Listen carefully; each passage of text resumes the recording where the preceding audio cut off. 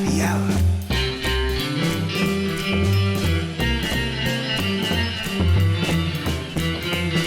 Night attacks happy hour.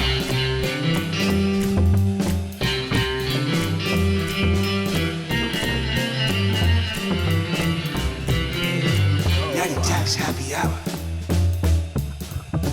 Dig.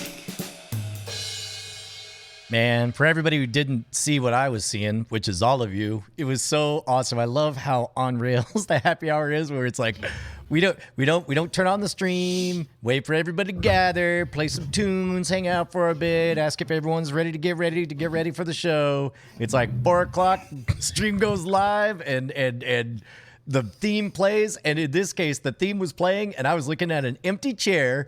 And then on that cymbal hit is the exact moment that Justin goes, sitting in the chair. It was awesome. Yep, we're ready to rock and roll here on the stream, the happy hour stream. On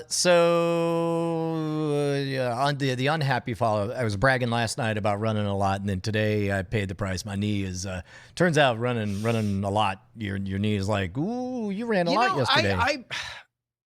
I never want to say it with you, but like we have very different fitness philosophy. Oh yeah, I overdo it, and you are better. I'm not saying it's better because you run a half marathon. I've never run a half marathon in my entire life, right? So it's like you are doing objectively better, more impressive things. But what I'm terrified of is exactly what you just described. Is that like then my knee hurts and then I fall out of it, and then it's like a year later and I'm like, shit, I should run again. I really liked running. Like, because it's happened to me like 3 times. Like all it takes is like one flu illness, moving, some pattern interruption, and then like all the little things that like I can my brain crystallizes and blocks all the like, no, just go fucking do it, Pats. I wonder if that burst mentality doesn't come from some kind of like, well, I know I could do it right now. And I also know that, for 20 years, my schedule was at any point the bat phone could ring and I had to hop on a plane and go somewhere. So it was always like, do you have an hour? Harvest it right now. Run right now. Run as much as you can while you can, because that bat phone's going to ring, and then suddenly you'll be trapped in a metal tube in the sky, going off to some other place. So I wonder if that was where that came from. Yeah, I mean, there's also the fact that like you do have time now. Like you're cleared on recording Minor Rogue. Like you know your schedule for the day. You don't got to drive your kids nowhere. Like you're not planning any gigantic family trips that need to be taken. So it's like if there was ever a time to like dig yourself into like, all right, 3 hours a day we're in like running training or we're having a good time doing it, now's the time. So it's like that does totally make sense. It's just my thing of it is like, no, I want to know that even if I got a job, like CNN called and we're like, we're giving you your own show tomorrow, but you got to be here like within 12 hours and have a script written, that I can still get in the workout that I need to get in, and I would be able to fit it in anything that would happen going forward, which means that it's like, instead of running for 3 hours and doing something that I've never physically done in my life, like I run 3 miles, but it's in 30 minutes, Yeah. I guess, so in Stephen King's book, The Dark Tower, he talks about the childhood friendship between the protagonist, the gunslinger, and his childhood friend named Cuthbert, who I always related to Cuthbert because he would spend all of his energy and then have nothing left. Whereas the gunslinger, his defining characteristic is that he's always one foot in front of the other, chasing the man in black. It's the opening scene of the whole series. And Cuthbert described him as his gears ran slow but exceedingly fine. And I'm fascinated by people who can be, I hope this isn't a negative word, but plodders, people who can continue to put one foot in front of the other and not like, or likewise, it's a similar sentiment in The Richest Man in Babylon. They preach against if you vow, the idea is in Richest Man in Babylon is that 1 out of every 10 gold coins you ever touch in your life is yours to keep. You put it in an account, Yeah. and that's what makes you wealthy makes you wealthy. Full stop. But the analog that they say is, imagine if you vow to every time you cross this bridge for the rest of your life, throw 1 pebble over. What that means is every time you cross the bridge, you throw 1 pebble over. It doesn't mean that you go a few days forgetting and then grab a fistful of them and throw them over at once, or decide that you're ahead and then get caught up or whatever. It's just every single day. It's the discipline. Yeah, The discipline and I've been fascinated by that, and I wish I had that, but ultimately, I mean, I don't think it's any surprise to you after a decade of friendship that I've figured out that if it's in me, it's buried pretty deep, and it'll take some uncovering. I mean, honestly, like I'm the same. I was the same way, and it's really only the greatest thing that the lockdown has given me, and it is not a long list of things, is that routine has become a bigger part of my life. You know, the difference with this lockdown is that I fear routine because it causes time to speed up. But of all the years that I'm okay with speeding up, this is the one.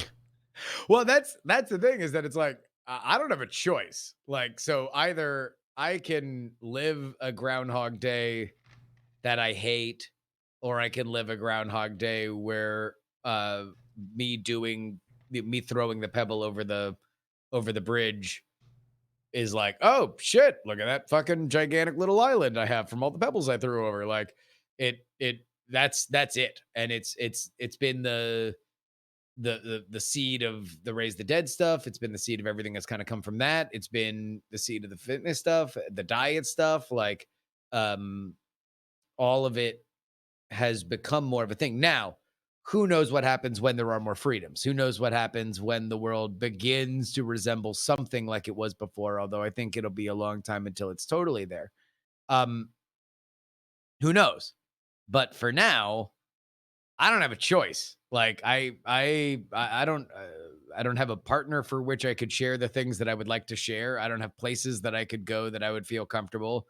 Like the list of those things are frighteningly short. And so it's like, okay, well then I guess running and scheduling out my day and trying to figure out new ways to make the shows better are pretty much it. Like that's all I have, or else I'm going to go back. That's the other thing, is that I didn't like where I was initially in the lockdown. Like I was fucking just drinking way too much, and I was sad. And I was like, all right, well, that's bad. I don't want to go. I know that. I know I don't want to go back there. And so that's where the discipline came for me. It wasn't like, because I mean, it's not like I'm a particularly orderly person, at least through the majority of our friendship. It's only really in the last, few months that I've started segmenting stuff out more and having those kind of goals. What it reminds me of is Brian Tracy. I think I mentioned this before, but in one of his success whatevers, he talks about how people oftentimes show resistance to setting a 5-year goal, working their way back until they finally have a plan where every single day is segmented out. And if you do all of these individual doable tasks every single day for the next 5 years, you will definitely achieve the thing that you want in 5 years. And there are people who look at what an insurmountable task that is and how many thousands and thousands of days they're going to have to do all of these individual doable tasks. And they just think it's too much. 5 years is too far away and all that stuff. And to which he replies, remember, the time is going to pass anyway. No matter whether you do the things or don't do the things, whether you know that you're headed in the right direction or not, whether or not you change your mind, 5 years will pass and you will find yourself there, and you will either have the thing that you wanted or not have the thing that you wanted based on that. So sticking your head in the sand doesn't help. And I guess that's the other thing, is that for me, it's like, well, sure, on some level you could say, oh, what if I just dedicated a year to like not doing a bunch of dumb shit and saving money and working out, grab and this fistful of pebbles, throw it all at once. Well, no, just like, yeah, you think of that, right? And then I realized like, oh wait, I have that now. without any of the sacrifice. Like, Right. I'm not gonna randomly get a text from Will Harris that he's in Vegas and I'm gonna want to fly out there because I have enough money to do it. Like, I'm not going to randomly want to go out with friends because they're all out and now I won't do this thing that I was gonna do and I'll say I'll do it tomorrow. Like, this is all here now. Like, um, and the side thing from that was that after the back thing, like, the physical fitness has kind of kept me on just another level in terms of like not feeling like I realized like part of the back pain was a stress, which is helped by exercise, and B, like just I'm gonna get older, and whether it's the back or the knee or the fucking elbow or whatever, like shit's gonna start going bad. And the way universally that you can keep things from going bad is to keep moving. Yeah. Like, and so Well, and I would that's the imagine. game. I mean, I remember what a rough time you were having when the back was killing you, and I would imagine that was miserable enough that it doesn't take a lot of mental effort outside of just remembering how awful that was to motivate you to keep the machinery in tip-top shape. Well, and the thing is, now I'm on the other side of worrying that trying to keep the machinery in tip-top shape would make it bad again. Like, because that was the other thing is like, well, don't push it too far and make sure and think about every little twinge you feel and wonder whether or not that's the boogeyman coming back. Like, but now, no, it's great, and I am always fascinated with our differences in philosophy because you are very much like 211 on diet and 211 on exercise, and it runs as hot as it can for as long as it can, and then at some point life happens. But I'm sure that that's just a pattern based on the existence that you live in, where life happens a lot. So if it's gonna burn, it's gonna have to burn hot and fast. Yeah, and I'm not going to say that that's the best way to do it, but I have gotten comfortable with the idea of like whatever's happening, that's happening right now, and it doesn't mean it's going to happen forever. And so it's like right now I'm in a really good spot where I'm waking up early. See, just a couple of months ago, pre-COVID, I would have woken up. I think the dog started barking at 6:45 a.m. And of course, I didn't get home till midnight. Didn't get to bed till nearly 2. So On a night attack night. Right. So Yeah. so not a lot of sleep. Normally, it would be like, okay, I'm awake at 6:45. This cannot stand. I must get back to sleep. And it's like, let me get back to sleep. Oh, I got 20 whole minutes, and it's like grumpy, grumpy, grumpy. But instead, it's like, I don't know, giving myself the grace and permission to just say, yeah, at 6:45, guess what? Good news. You're going to get up and you're going to start walking and you're going to go to the gym. You're going to get on that bike. And congratulations, future me. I'm giving you the gift of finding it really easy to fall asleep later tonight.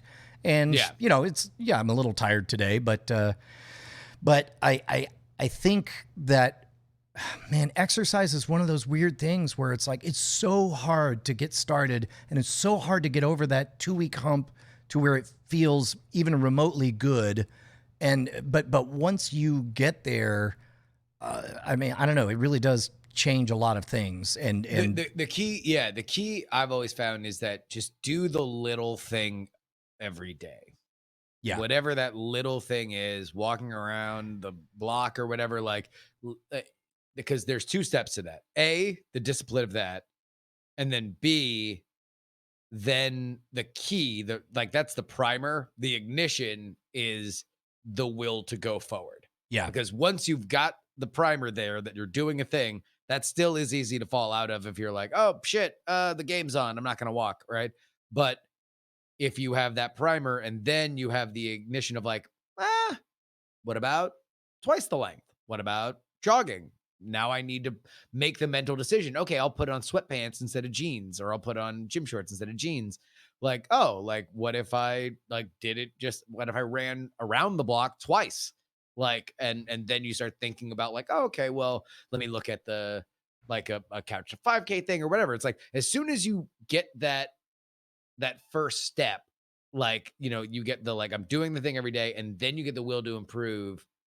That to me is it. Like that at least that's the only thing for me. I'm sure other people with a lot more self control can just kind of will themselves into existence or whatever. But like uh, for me, I am a creature of habit. Like I have to understand what I'm getting out of it, or else I will find a way to talk myself out of it. It's really funny how easily stuff starts rolling downhill and getting bigger because I did not set out to get back into running. Like I full on had COVID for however many days, and I finally felt well enough that I was like, I felt just the beginning of feeling cooped up because like when you're sick, like being in your cage is a wonderful You're just nest. rolling around. Yeah, exactly. But then when you're starting to feel well, you're like, oh, this is a cell I'm in and I can't infect the rest of the house. Maybe I could go outside. And so at first it was just let me just walk. Oh, look, I'm outside. That's the day star. It burns. And then it's like, oh, I walked a mile. I walked 2 miles. And then I got used to the idea of walking became a delight. And I can't remember when I started jogging. Maybe it was after I got the fitness watch because it's kind of badge nutty and it does a good job of giving you check marks or whatever and making you feel good about I don't have a check mark on my sleep, but whatever, I'm going to live.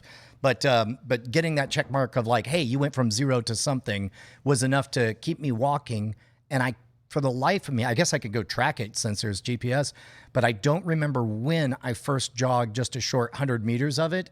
But then that started to take like the walking alone was kind of boring, and it's like, well, let's just jog a little, and then it just going from 0 to something, and that something could be astonishingly small. It could be quite literally, hey, bro. And I don't know how much talking to yourself you do, but I do an awful lot of it. I am constantly talking to myself and using the plural of we and us. It's like, hey, dude, I know you don't want to do this. Here's all I'm asking. Just put on the gym shorts and the running shoes. You don't even have to go outside. You don't even have to go outside. Just put on the gym shorts and running shoes. You can do that, right? Yeah, I can. It's like, hey, man, look at you. I mean, you could set foot outside. I mean, or not. I mean, that's up to you. And it's like, no, I'm going to set foot outside. It's like, hey, it's nice. You want to go for a walk? Yes. Okay, I do want to go for a walk. See, that's why I got to run first thing in the morning. Like because my brain is at its weakest. It's when I can attack it.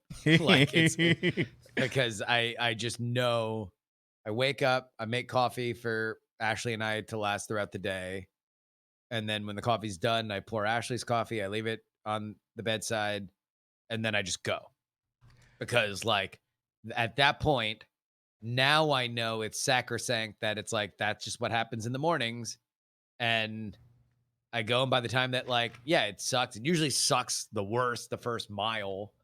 And then you're like halfway through and it's like, okay, yeah, it's fine. And by the end, especially as I'm now used to doing that run, like it is what it is. Like that's just what happens every morning. And but I don't think the hardest thing to do is the workout in the middle of the day. Oh, because yeah. that's something where it can slide, or like life does come in bad at it. Like last night, I had a call. Shit, who did I have? I had 2 calls basically, and like one happened. Oh, Heaton came over and recorded, and then I wound up having a call with Tom about something. But then by the time that I had like set up everything to work out, it was like 5:45. Like, and we have to do night attack at like, if I'm there in at an hour. 6:30, if I'm there at 6:30, like that's kind of late for pre-show. You want to get people like, at least a half hour of like not, hey, can you hear me? Like like a good half hour of either me or Bryce or you and Bryce or me, the 3 of us ideally together, Tweaking buttons and bullshitting. knobs. Yeah. Yeah, and just getting into the groove, making it worth it for the patrons.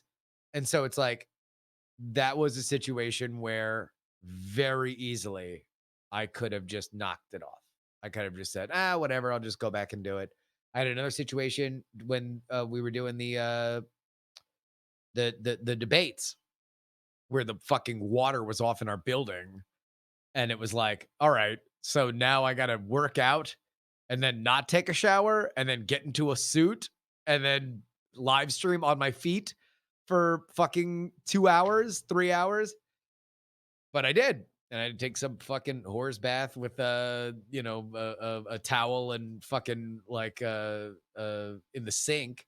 But like either it happens or it doesn't. And it's like the more that it slides, the more I have to realize that I'm punishing myself by not doing it, I guess that's as opposed to giving myself a reprieve. that's the conundrum, is that it really is a two-way street. Just like bothering to put on your shoes and gym shorts eventually leads to you walking and then jogging, skipping a day eventually for me tends to lead to drifting into fuck it, you know? Oh God. Yeah. I mean, the most I was into running prior to this was in Florida. And then a little bit before my back started fucking up. But like when I was in Florida, I was like, all right, that was something where I didn't have a morning routine. I would run at night because it was colder. And like I was going, yeah, I was slowly expanding. I was expanding like how much time I would be out and how long I would run. And I would go from, 3K to 4K to 5K, like or no, 5K, no, 5 miles, like 3 miles to 4 miles to 5 miles. Um, and then like with the idea being like, all right, well, let's start training for, a 10 mile thing. And then I got the offer for the Go game. I fucking like between the moving and the like figuring things out with Andrew, like I was so anxious. I broke out in fucking like hives and like flew across the country. And then and I was sick. And so by the time I got here, I was sick. And then I was like, forever, I was like, I was at Brett's house and I was like, yeah, it's just that the neighborhood around here is like very hilly and it's not like the flat neighborhoods from Florida. So like, I don't even know if I could run around here. And it's like now you look at the fucking lake and you're like, hey, dickweed, fucking It's like literally one of the top running laps it's ever. like the best fucking thing ever. It's a 5K. You want to double it, run around it again, shithead. Like, and it's a great walk thing. So it's like a nice little 3 mile walk. Like there's just no there's no like bad element about it. But it's again, it's my brain. My brain will crystallize and stop me from doing things unless I actively push that ball down the hill. You just reminded me, talking about the climate mattering, especially in Florida, where there's a point where it's just unacceptable. Yeah. In Austin, I mean, there is a solid 4 months where after 10 o'clock, it's not appropriate to be out. Full stop. like you belong in the inside world, and I think that also sort of certainly encourages, if not shapes, the all or nothing burstiness of like right now we're getting those fall temperatures in, and it's just been a blast. 60 to 75 degrees. But I would say for you, like, is there muscle to be built on the like, all right, getting hot, time to move into the indoor running season where I do the treadmill, because the point is that I do the thing every day and not necessarily that I do it outside. For me, I'm perpetually attempting to checkmate future me. And the way I do it now is by running away from home. So the way to get back involves me either running or walking back. But either way, I'm going to traverse those miles. I hate the treadmill. I think it's the worst. Like it's so easy to just hit that dumb button. Like, what am I doing? I'm out. Oh, for me, it was always like, I would just think of all the things that were now increasingly becoming an emergency. Like, oh shit, I gotta do, fuck. I forgot to do blank. All right. This isn't me quitting. This is me being very responsible. Yeah. As a matter of fact, I think that whereas when you're running out and then running back, like if you have any of those thoughts halfway through running out, you think, oh, I need to do whatever. And then it's important enough that you make a note, you set a reminder, you take some action, because it's like, or you think, well, it's not like I could do anything about it right now. And then either way, it goes away and you're still back in the activity. Whereas like I mean, with the treadmill, it's like you're running in place in front of a Chinese buffet, and at any moment, any of those things can be knocked out. Although I will say that now that I'm on more of a habit, I could understand where, like, if I were on the road and it was like fucking the surface of Venus outside, like I would just knock out 3 miles on the treadmill, and that would just be like, I would not like it. It would be a worse version of a thing that I like, but I would I think I would be able to do it. In fact, when I was in Tulsa, I I was like maybe a month into running, and I was like, all right, fuck it, I'll just go to the treadmill. Now, mind you, this is, not that COVID has particularly gone away, but this is like amidst COVID, and I haven't seen an open gym in months at this point. And I go in there, and there's these fucking like maybe it's just the mindset I was at, but it was like a lot of like people is like there was 3 treadmills and they were in the 2 like opposite. So I would have to take the one in the middle. And it's like they were both on their phones, just sort of like walking on the treadmill on their phones. And I was like, fuck, man, like I just need like 30 minutes and I'm gonna run really hard. And I just don't want to be next to people that are just kind of screwing around. It shouldn't matter because I'm aware of that. Here's what I think it is. I think that once you develop a performance sensibility, you can't not notice when there's an audience. Like even watching today's episode of Modern Rogue, we had a final cut that needed approval, and so I need to go through and see if there were any nips and tucks that I needed to find. And Corey was like, "Hey, don't forget you need to do that." I'm like, "Yes." And Corey opened the door to the room, and I realized for the level of self-loathing I need to achieve, I can't have an audience in the room. Like, I need to be alone with this piece of art so I can hate myself enough and not worry about projecting confidence. And it shouldn't matter. It shouldn't matter. I should be able to do all of these things. But like, I know that I couldn't just make the notes of this cut's a bit abrupt. Can we give it a second to breathe here? This one, I hear a bit of room echo. Can we tweak that or whatever? I know that if there's another person in the room while I'm doing all that, I will feel the need to give a lecture on okay, see this part here, and it's like I don't need to educate Corey on what I think on and why or any of that. What I need to do is enter that mental state of self-loathing where I can hate the guy on the screen and say, "Would you freaking cut this out and fix this and do whatever?" Mostly, I was worried about getting COVID. Like I just didn't want them. Got it. Yeah, no, I was not worried about them watching me run. I was worried about fucking both of them being next to me, and like, God knows when somebody's just on their phone on the treadmill, you have no idea how fucking long they're gonna be there. Like that could be an hour and a half, that could be 5 minutes. Like I just didn't want to be breathing heavily while I was next to 2 other people that were semi-breathing heavily. Yeah, I guess I didn't put together that this was in the COVID times. Yeah. Oh yeah. Oh, that's right, because that's when you went to Tulsa was for the rally. Got it. For the rally, yeah. So it was.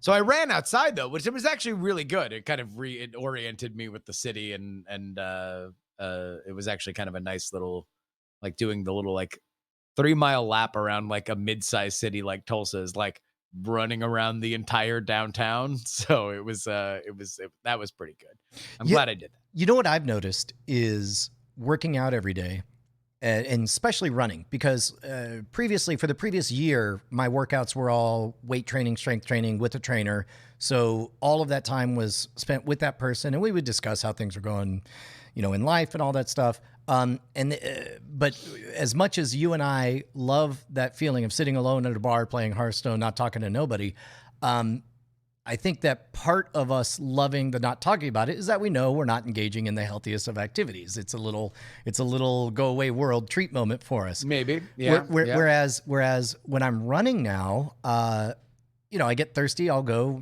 spend $1 at Hat Creek and get a soda or whatever. But I think because I know what I'm doing is healthy and good, I'm very chatty and very friendly with everyone in a way that I never am when I'm sitting at the bar playing Hearthstone. Oh wow, really? Like I'm learning people's names and saying, "Hey, it's me again. Yep, out for a run." All that stuff. So that's probably healthier as well.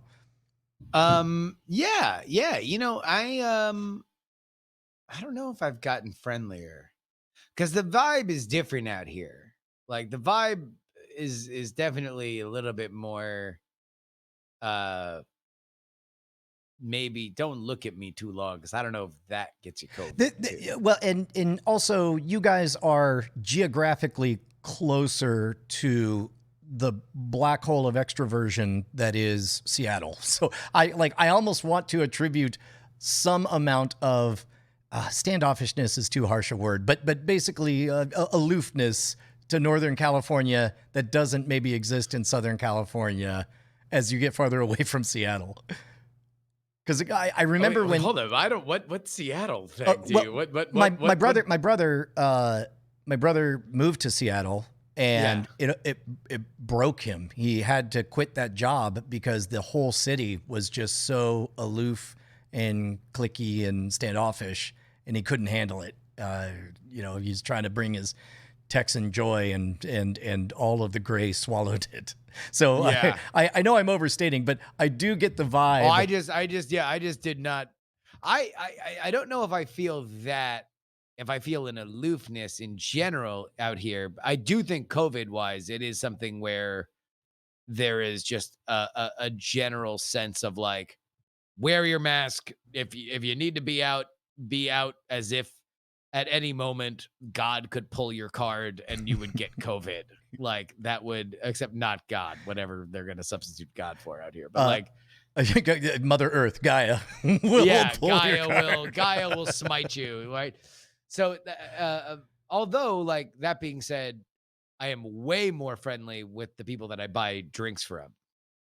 Like I will definitely, I like my regular tip is like $5 to $10 for a drink. Like just because I want them to have money. By the way, halfway through railing on or explain Texas splaining how Seattle was, I was struck with the fear that I was talking out my butt, and I was very heartened to see a bunch of comments in the chat saying, "Yep, no, that's the thing. That's Seattle." I mean, yeah, it's where Frasier is. You know, you got that It's Frasier the land of energy. neurosis and rain. Exactly. You don't know what to do with those tossed salads and scrambled eggs. Hey, I got a political question. I'm not really dialed in on it, but I guess is the town halls tonight? Is tonight the thing? Tomorrow. Okay. So today a picture of a candidate's son with a crack pipe hanging out of his mouth hit the internet. Sorry? Go on. The New York Post ran a story. You know what's funny is I legitimately have no idea which candidate, and I'm running the odds of which one, and I'm tempted to lean towards Biden because Trump specifically mentioned drugs a lot with his. I think one of his kids had a drug problem. Yeah, no, that makes sense. No, Trump's brother had an alcohol problem. I think is what it was, and he died. So that's why Trump is a teetotaler and doesn't use drugs allegedly. Right. Allegedly. Biden had two boys. Those boys, Bo and Hunter. Bo and Hunter. I know that much. And Bo was served with distinction in the military and then died of brain cancer, I believe. And Hunter did not have quite a distinguished service in the military and has had some documented problems with drugs. Yeah. But through whatever means, and this is where it gets into another controversial story, there is a laptop allegedly. Oh, I did hear about this because I only hit one button on my car radio, AM to FM, and I flip between NPR and the local conservative talk radio and it's always until like it's constantly on both channels. I listen until at some point I say out loud, "God damn, fuck all y'all," and then I click and I go to the other side. And the other one, yeah. But yeah, so there's a couple pictures of that apparently was on a hard drive on a Hunter Biden laptop, and one of them has him passed out with a crack pipe in his mouth. There's also they weren't talking about that on the talk radio. They were talking about the thank you note from the I don't know, Chechenian whatever country, the Ukrainian. Yeah. So that was the lead. The lead on the story is shocking smoking gun emails that shocking crack smoking gun. Well, there's apparently also a video of him fucking somebody after smoking crack. The American populace that has yet to make its way into our public lexicon. But Yeah, that was the among the salacious things on the laptop where Hunter Biden passed out with a crack pipe in his mouth. Wow. Uh, so, thing, not a thing? Probably not a thing. The bigger thing is Twitter banned the link. Yeah, that seems like a fairly newsworthy thing. Wait, Twitter did? Because I heard Facebook. They said that they were going to. Facebook said they would like deprioritize it. Or Facebook restricted the spread, which is semi-insidious.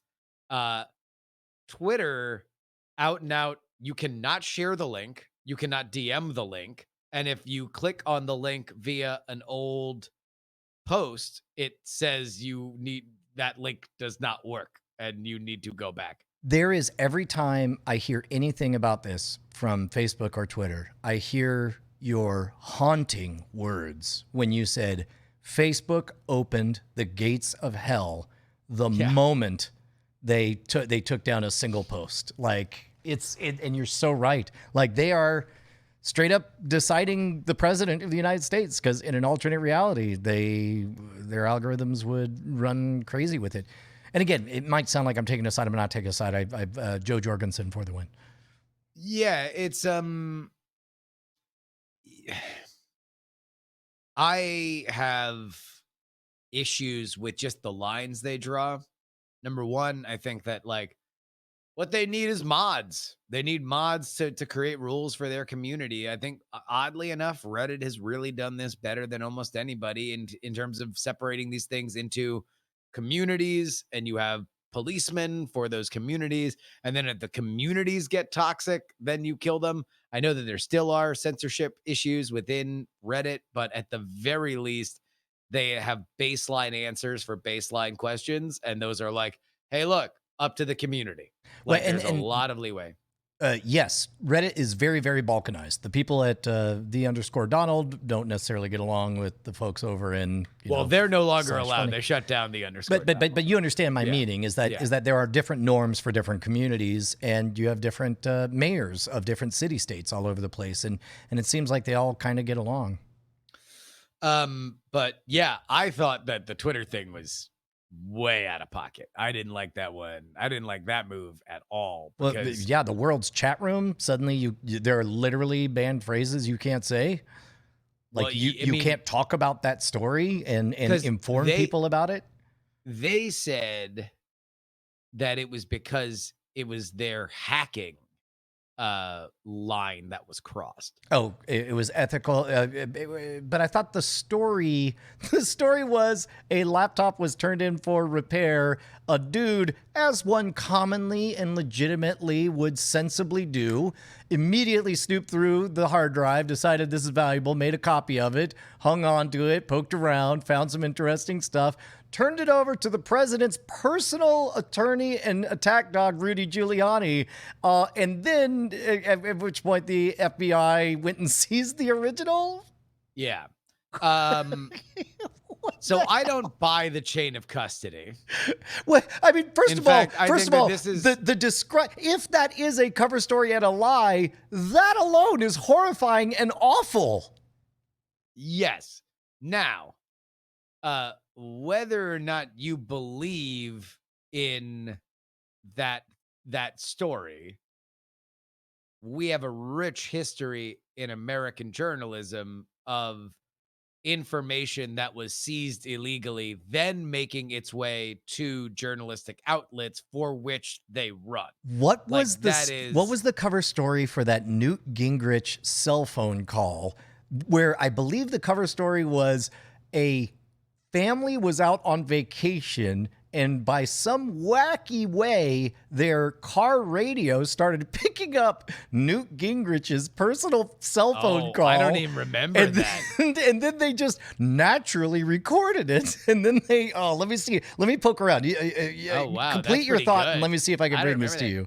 Well, it's just that, look, do I think that there were laws broken to get Trump's tax returns 2 weeks ago? Probably. I don't think that Donald Trump signed off on, I haven't released them, but let's let the New York Times run my tax returns. Does that mean I don't think that that article should run? Hell yeah, I think that article should run. Do I think that there was a law broken to get Hunter Biden's laptop? Nah, maybe, maybe. Seems plausible that there was a law broken. Does that mean that I don't think that that's something worthwhile? Like, no, I kind of think it's worthwhile. So, taped cell phone causes 1997. Taped cell phone call backfires on those out to get Gingrich. A Florida couple, John and Alice Martin, recently intercepted a cellular phone call. Rockin'. So, recently intercepted the cellular phone signal of Republican John Boehner of Ohio and taped what they heard. Boehner was chatting with Newt Gingrich. By the way, hell of an opening paragraph of like, as one does. You just sort of, just a couple. That's so amazing. Like what a story. I didn't even know that. Wow, it is rare that there's something that I have absolutely never heard of. And you're saying that the cover on this was that they were just listening to their Oh, radio? here we go. It says here the call was picked up on a police scanner. So the story was they were out on a drive, and I guess that's not the craziest thing to think of. Is, when you go on a road trip, oftentimes people will get a police scanner so that they can hear where the cops are and they can speed. And if they know that there are no cops watching. Yeah. But that's bullshit, right? Yeah, Like, it's got to be, right? Yeah. The phone transmission originated from one of the participants in the strategy talk who was no doubt taking a Christmas break. Newt was in Georgia. The newspaper says the tape was given to them by Democratic congressmen who was slipped the goods by a couple in Florida who overheard the call on their scanner. Like, okay. It should be noted that it's a federal crime to make audio recordings. Because that's no party consent. Wow. Yeah, that's so I guess that's a bullshit cover story. Well, I mean, I guess the thing that I would say with the Hunter thing is like, well, what? So we're drawing the line on all stories that are going to be on Twitter need to be legally procured because we're no respecting whistleblowers, contract law, right? We're respecting like what laws are we paying attention to and what laws aren't we? So if you sign an NDA when you take a job, are you going to have that pulled down if you're anonymously talking to a story that violates your NDA? Just over and over again, your voice with a slight reverb, if not an echo. The gates of hell opened. The gates of hell. No. Hell port. Hashtag hell portal. Hashtag portal to hell. That is the catchphrase I've had on DTNS for years now. But it is. It's like, look, you can't regulate this stuff. And I know people get mad, and I know, I mean, the problem is that people get so politically dialed in on this, and we argue to the refs so vociferously that the refs are breaking down. And it's like, look, Democrats are pissed off that there's a story about whether or not Hunter Biden organized a meeting with people at Burisma and his dad. And they're pissed off that there are pictures that are out there with a crack pipe falling out of his mouth. And there might be a fuck vid showing up on the internet with Hunter Biden. And that'll be something that people will talk about in the final 20 days of the election while COVID, reblooms. Right. But at the same time, that's just like information, my man. Like that's just stuff that happens. Like you have to deal with that. And we can't go to the refs every time and scream and yell, like, or at least maybe I'm okay with people going to the refs and screaming and yelling. I'm upset with the refs saying like, all right, you're right. We have been too mean. We're going to bend the rules of the game for you. It's really wild because I'm not imagining things like, this is one of those moments where I can't tell, is this because I'm old or is this because things have actually changed? But man, oh man, was it beaten into my head as a kid and a teenager that of all the amendments, none was more holy than the First Amendment. That words were sacrosanct, and you could say any of them that you wanted. Let's maybe look scancy pants at guns or other amendments. Certainly, they threw the Fourth Amendment right out with search and seizure. But the First Amendment was always sacrosanct, and man, it doesn't feel like that's a popular hot take now. Well, I guess the problem is.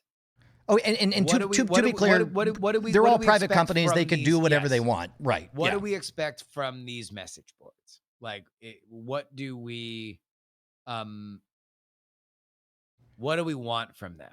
Well, and I feel the need to clarify before the chat room goes off in a crazy direction. I'm not saying that it's a First Amendment issue with Twitter or Facebook, but I am saying, like, in general, I see confusion among the under 20 crowd where they confuse Twitter should be allowed to take that down or decide what is and isn't said in their forum. I've seen that extrapolated to you shouldn't be allowed to say that, and that is the kind of thing that when I was that age, you would not encounter. You would not hear anyone say you shouldn't be allowed to say that. The idea being that, like, where is that line? And it is a tricky line to draw.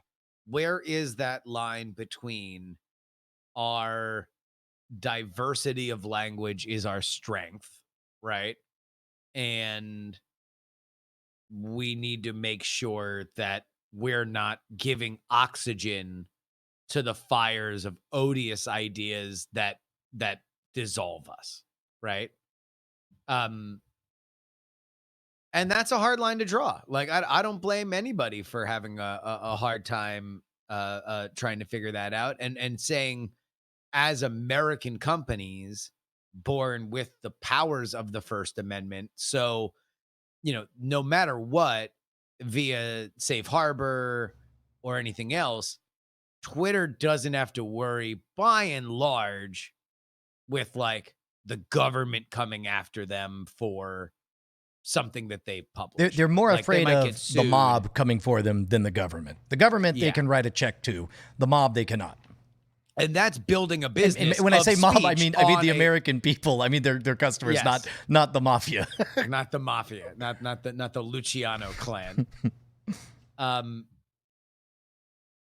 But at the same time, like, what do their customers want? And they've gotten so much shit. They got so much shit in 2016 that Trump was building his campaign on top of their platform.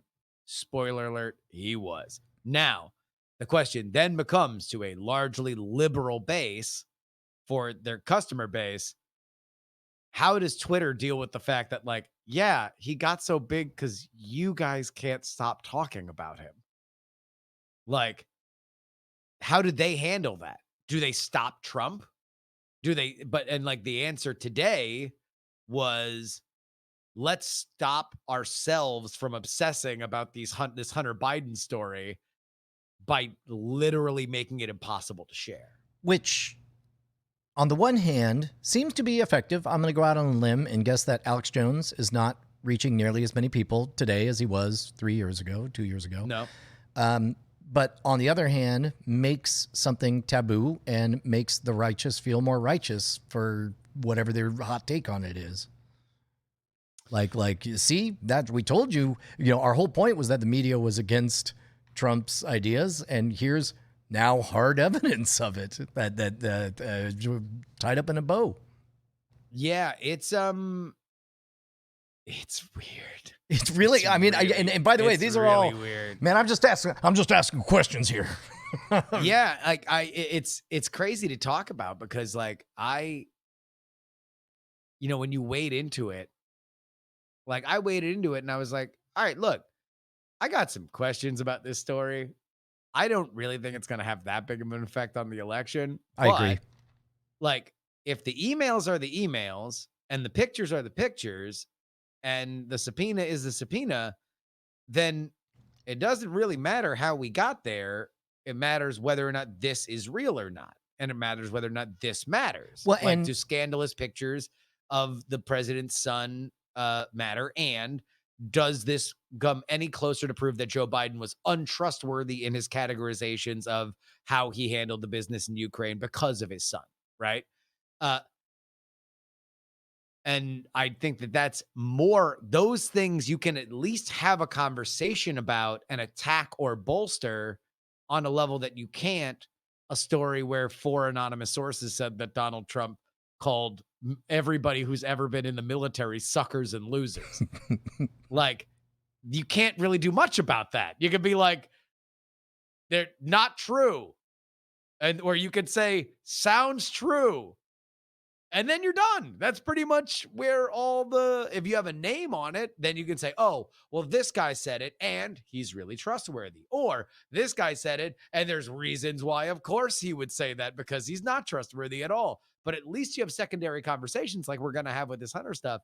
And immediately I get, a pile of like, no, I don't think so. Like, and I was just thrilled because I was so excited. I've never in my life had so many people want to have pedantic journalism conversations with me. Normally it bores everybody to tears at a party, but Twitter was like, oh, I was fucking rock hard today. I had to peel myself off it to go do the politics. I'm typing all these hot takes on a free website for no fucking pay. And I'm looking at this audition file and I'm like, I literally get fucking over $3,000 if I just record for an hour. If I just speak these words aloud instead of typing them at half the speed.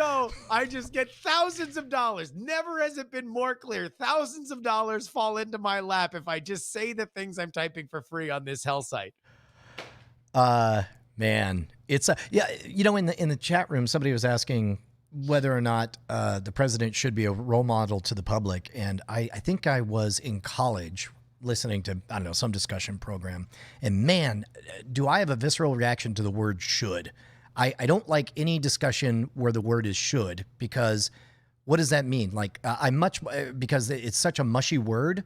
Like, is should defined by what you would wish of someone, what that coach did in that game? He should have called this play, or he should have fought harder against whatever. Like, are you saying your preference would be? Are you saying that it's morally right? Are you saying that he has an obligation to do a thing? And so I try to always avoid, and I'm certain I fail at this, but I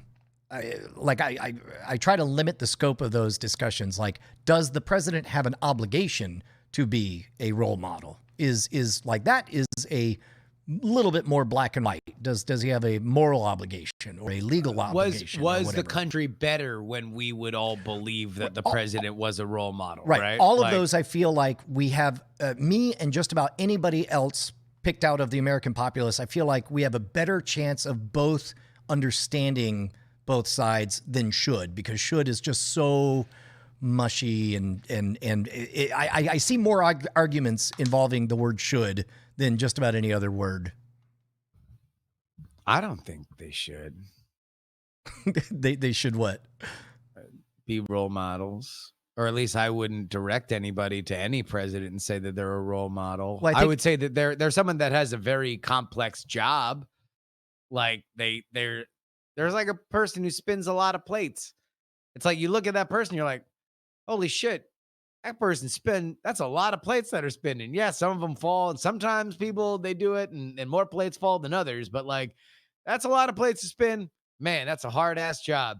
If they then go and get too drunk and never call their children and cheat on their taxes, I'm not going to be like, oh, that person is maybe not even cheat on their taxes. I do think there's a line between being a criminal. But if you cheat on your wife and you're a scumbag and you're racist or something like that, like, that's okay. There's been a lot of those. Like, does that mean that they're spinning plates different? I don't know. Well, even though I spent 30 seconds teeing up why I don't like questions with should, and now we're diving right into whether you should. If counterpoint, I would say, is all humans should aspire to be role models, and in that regard, the president is just like everyone else. But again, I don't like should. I don't believe the president has any obligation to be a role model. I do think that it is congruent to behave as a role model if you want to be fondly remembered by the populace, and in general, good role model activities tend to be associated with presidents that are generally regarded as having made wise decisions for the country. But in terms of rule set and need to and ought to and should have, that's where it gets all a little doughy for me. Yeah. Hey, so I guess Biden's going to be our new president. Is he? You think? You think enough can change in 2.5 weeks? I mean, I don't. Everybody really seems really sure, and I remember a time that we all felt really sure. That's a legit point. Like look. I'm gonna keep saying what I've said from the very, very beginning. I think it's gonna be a close election. I don't know what happens from here, and I think it's gonna be a close election. And if it's gonna be a close election, then it is what it is. Like, things can change. Like, I don't know. Here's what I know for sure. I need to hurry the hell up and cast my early vote from a third party while it still looks like Texas is not in play. because everybody in the world. No. Yeah. Will tweeted you. Yes. A tweet from Beto O'Rourke, a guy who didn't win Texas when he literally went to every county in Texas to say, like, Biden's going to win Texas, who has not gone to every county in Texas. So it's like I don't know. I would still think that Texas is safely red, but if it's not, I owe you a Coke. I mean, like, I don't think, look, vote who you want to vote. Yeah. Don't let anybody get up your piss hole about this. Okay. I appreciate that encouragement. That makes me feel really good. Yeah. I mean, I haven't done the full like thing yet, but I feel it coming on to do my full it's okay not to vote. In fact, it like is super cool. Take it from me, don't vote. Well, and keep in mind that statistically speaking and realistically speaking, and by all measures, your vote really doesn't matter. Your vote is really just a measure of individual self-expression. And if you have something that you would like to express, then by all means express yourself in exactly the way you want to express yourself. But do not feel any obligation to be a player for, nobody gets to declare them your coach and tell you what play to run. I just think the thing that drives me up a wall is when people go to very specific demographics. Like when like CMT does a thing, it's like, hey, y'all, remember, make a plan to vote. Your vote is really important, y'all. It's like whoever it is, whoever your vote is going to be for, man. You just got to go out there and vote. It's like you want people to vote for the Republican, and when it's like an NBA game, it's like this is the most important election we've ever had, and it's like you're saying to go to vote for Biden. Like just like if you're going to say just vote, have enough respect for everyone you're talking to and just say the end of the sentence. And I'll be very mad at you if you don't vote for the person that I'm voting for. I probably should retweet it again, but one of my favorite things to see was a series of 4 polls, and I know I've already talked about it on the feed, but I asked 4 polls. The first one was vote, overwhelming, yeah! And I say, vote third party, overwhelming, no! And then it's like, vote your conscience, overwhelming, yeah! Vote your conscience, even if that means voting for third party, no! Like, it's such bullshit. All right, I'm gonna go vote for third party now. Yeah. I just stop lying. That's just stop lying.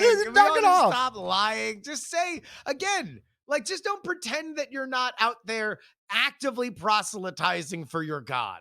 Do not deny your God. Understand that you're a slave and you are there to recruit others. You are all in Nixium and you're trying to get collateral from all of your friends. Keith Raniere is Biden and Trump, and he has he's in his gym shorts and he's playing volleyball, and you're just like that creepy Smallville chick, and you're just looking at him doe-eyed, and you're getting kissed on the lips. That's what this fucking thing is. So admit it to yourself. God damn it, yes. This is when I say, around on the house, on me, and they ring the bell, and we know it's been happy hour. Happy hour.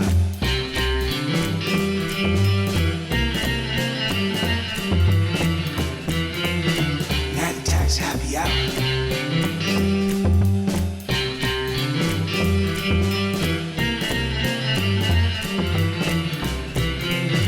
Night attacks happy hour.